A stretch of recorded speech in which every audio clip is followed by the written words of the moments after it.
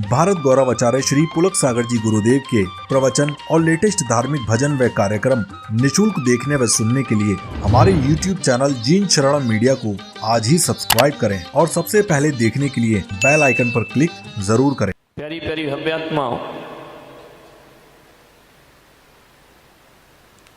एक संवेदनशील विषय है।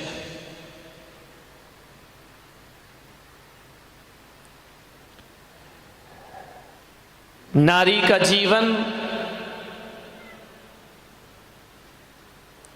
रेलगाड़ी की पटरियां नहीं है कि जिस पर सरपट जिंदगी की ट्रेन भागती रहे। नारी का जीवन उतार चढ़ाव है। नारी का जीवन गंगा की धार है।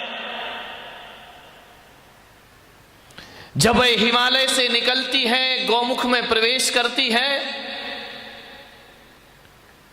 और पहाड़ की चोटी से जब नीचे गिरती है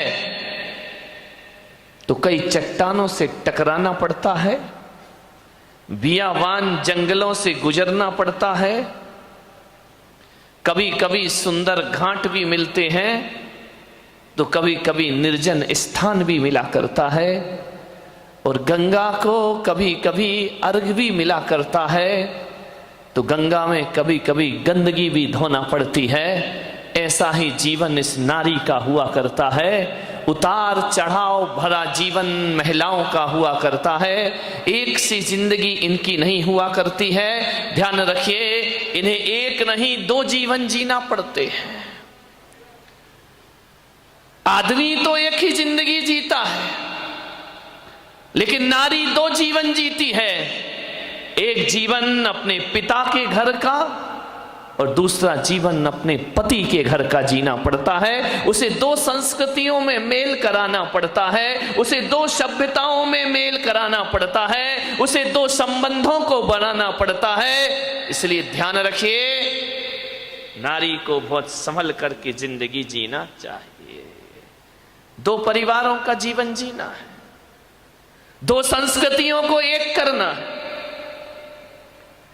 पीहर का व्यवहार अलग है और ससुराल का व्यवहार अलग हुआ करता है, और दोनों को जोड़ने की यदि कला इस धरती पर किसी में है तो वो केवल नारी में है। ये शक्ति किसी पुरुष के पास प्राप्त नहीं हुआ करती है। नारी ही है जो दो सभ्यताओं को जोड़ सकती है, नारी ही है जो दो संस्कृतियों का मेल करा सकती है, और दुनिया में नारी ही है जो एक जन्म में दो जिंदगी जी लिया करती है। वह केवल नारी के बस की बात है, आदमी के बस की बात नहीं है। ये केवल महिलाएं कर सकती हैं। ध्यान रखिए, इसे माँ का रूप भी जीना पड़ता है, इसे बहन का रूप भी जीना पड़ता है, इसे पत्नी का रूप भी जीना पड़ता है, इसे पड़ोसिन का रूप भी जीना पड़ता है, और इसे संसार का रूप भी जीना पड़ता है। और ये वही नारी है जिसे एक दिन धर्म का रूप भी जीना पड़ता है। कई जिंदगी जीती है एक नारी। ध्यान रखिए, मान्यवाद सोचना। स्वर्ग भी बना सकती है घर को और नरक भी बना सकती है। एक परिवार को चलाने के लिए नारी की बहुत बड़ी जिम्मेदारी है। आदमी परिवार में कितनी देर रहता है? 2-4 घंटे। सुबह रहेगा, दुकान चला जाएगा, शाम को लौटेगा, थका हारा आएगा, खाएगा पिएगा, थोड़ा सा टीवी देखेगा और सो जा। 24 घंटे तो आपको रहना है अपने घर में। मैं आपसे निवेदन करता हूं, महिलाएं मंदिर जाती हैं, पूजा करती हैं, पाठ करती हैं। आदमी मंदिर जाता है, भगवान के दर्शन भक्ति करता है। मैं आपसे पूछ रहा हूं कि जरा ईमानदारी से बताना, मंदिर में आप कितनी देर रहा करते हैं? कितनी देर लगाते मंदिर में? पहली बात तो जाते ही नहीं होगे, और जाते भी हो तो कितना समय लगाते हो मंदिर में? बताइए। 5 मिनट? तेरे की आधा घंटा जाने में लगता है, 5 मिनट में निकल आता है बाहर। महिलाओं आप बताइए, इनके कोई भरोसा नहीं है। कितनी देर मंदिर में लगता है? आधे घंटे, 1 घंटा स्वाध्याय करो, पूजा करो, पाठ करो, 1 घंटा लगता है। अब मेरा आपसे केवल इतना ही आग्रह और इतना ही निवेदन है कि जिस मंदिर में 1 घंटे रहती हो उस मंदिर को बड़ा पवित्र रखा जाता है, उस मंदिर की पवित्रता का ध्यान रखा जाता है। मैं आज बारामती वालों से पूछना चाहता हूं कि जिस मंदिर में 1 घंटे के लिए जाते हो उसे पवित्र बना के रखते हो, तो फिर जिस घर में 23 घंटे रहते हो उसे पवित्र क्यों नहीं बनाया करते हो? 23 घंटे वाले को पवित्र बना लो। ध्यान रखिए, 1 घंटे वाले की पवित्रता मंदिर जैसी पवित्रता घर में बना के रखे। मंदिर में कितने शांत होते हो, मंदिर में कितने अच्छे विचार होते हैं, मंदिर में कितने धार्मिक हो जाते हो। काश ऐसी जिंदगी घर में जीने लगो। तो मैं पुलक सागर कहता हूं कि जिसने अपने घर के 23 घंटे शांत वातावरण और स्वर्ग जैसे बना लिए, उस आदमी को फिर किसी मंदिर में जाने की कोई आवश्यकता नहीं पड़ा करती है। ध्यान रखिए, 23 घंटे वाले को पवित्र बनाओ। ध्यान रखो, नसीब भगवान बनाता है। और जैन दर्शन को देखो तो नसीब भाग्य से बनता है। एक बात याद रखना, किस्मत भाग्य से बनती है, किस्मत भगवान से बनती है।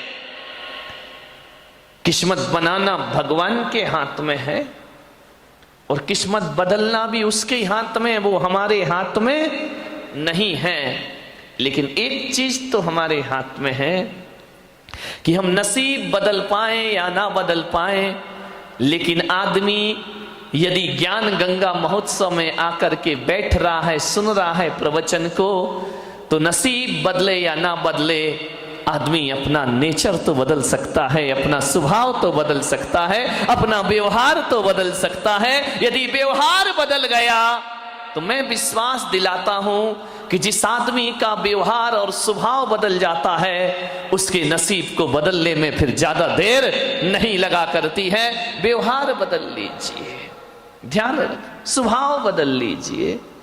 एक कुम्हार मिट्टी से चिलम बना रहा था। चिलम जानते हैं? तंबाकू भर के पीते नहीं? ये नहीं जान, तुम तो जानते होगे ना, बोलो ना भाई, जानते हो या नहीं? जिसमें गांजा अफीम भर के पी जाती है। एक कुम्हार चिलम बना रहा था। एक कुम्हार हुक्का तो समझते होगे ना कि नहीं? इतने सीधे तो तुम नहीं हो जितने दिखाई दे रहे हो। ध्यान रखना, इतने सीधे बैठे ऐसे हो जाओ तो मुझे काहे को 1-1 घंटा ये प्रवचन करना पड़े, बताइए। एक चिलम जो एक कुम्हार है वो चिलम बना रहा था, चिलम का निर्माण कर रहा था। चिलम बनाते बनाते उसके मन में ना जाने क्या आया, उसका बुद्धि फिरी, उसका दिमाग फिरा, उसने मिट्टी को चिलम का आकार दिया और आकार देने के बाद उसके मन में ना जाने क्या आया, उसने लिया और चिलम को तोड़ दिया, फिर तोड़ दिया, फिर मिट्टी में मिला दिया। मिट्टी ने पूछा कि कुम्हार भाई, तुम तो चिलम बना रहे थे, मुझे आकार दे दिया, फिर मुझे तोड़ क्यों दिया? कुम्हार ने कहा, बहन मेरा मन बदल गया, मेरी बुद्धि बदल गई, मेरा दिमाग बदल गया, मेरी मति बदल गई। मैंने कहा अब इस मिट्टी से मैं चिलम नहीं बनाऊंगा, अब इस मिट्टी से मैं सुराही बनाने का प्रयास करूंगा। मैंने चिलम तोड़ दी और सुराही बना दी है। मेरा मन बदल गया, मेरी मति ने कहा कि चिलम मत बनाओ, बनाना है तो सुराही बनाओ, और मैंने चिलम का आकार तोड़ के सुराही का आकार दे रहा हूं। सुराही बहुत खुश हुई, उसने कहा कुम्हार भाई धन्यवाद, तूने चिलम को सुराही बना दिया। अरे कुम्हार भाई, तेरी तो मति बदली, मेरी जिंदगी बदल गई, मेरा जीवन बदल गया, मैं तो बदल गई। अरे चिलम बनती तो खुद भी जलती और उसमें जो तमाकू होती उसे भी जलाती और पीने वाले को भी जला करके खाक कर देती। मगर भाई तेरी मति बदली, मेरी जिंदगी बदल गई, तूने मुझे चिलम से सुराही बना दिया, अब खुद भी ठंडा पानी पीऊंगी और हजारों की प्यास बुझाऊंगी। हे कुम्हार, तूने मेरी जिंदगी को सुधार के रख दिया है। ध्यान रखिए, एक कुम्हार शराब का प्याला भी बना सकता है और एक कुम्हार उस मिट्टी से मंगल कलश का निर्माण भी कर दिया करता है। ध्यान रखना, शराब का प्याला बनेगा, पी जाएगी शराब और फेंक दिया जाएगा, और यदि उस मिट्टी से वो कुम्हार कलश बना देता है तो कलश ऊंचे स्थान पर सम्मान को प्राप्त हुआ करता है।